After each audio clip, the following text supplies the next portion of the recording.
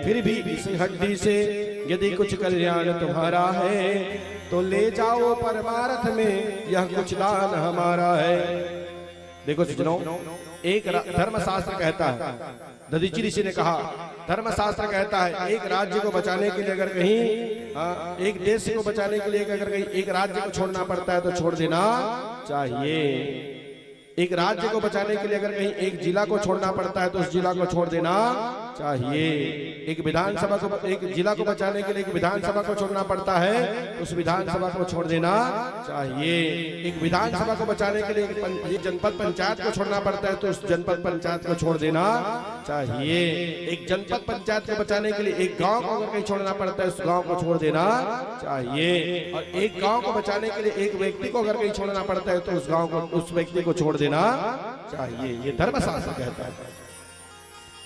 बोले महाराज, हाथी के दांत के खिलौने बने भांति भांति, बाघन के खाल कुछ पानी भर लाई है, गैंडन के खाल ओढ़त जोगी जनी, और बकरी के खाल कुछ पानी भर लाई है।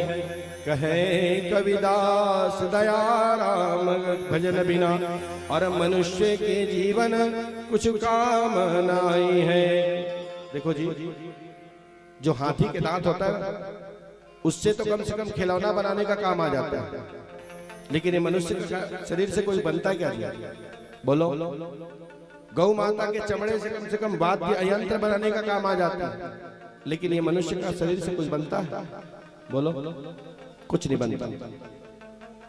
शेर के खाल को कम से कम तपस्या करने का, बैठ करके तपस्या करने का काम आ जाता है, लेकिन ये मनुष्य के शरीर का कोई काम आने वाला नहीं है। अगर मेरे शरीर से कुछ आप देवताओं का कल्याण होता है तो मैं देने के लिए तैयार हूं। लेकिन सुनो, सबसे पहले तुमको पृथ्वी माता के पास जाना पड़ेगा।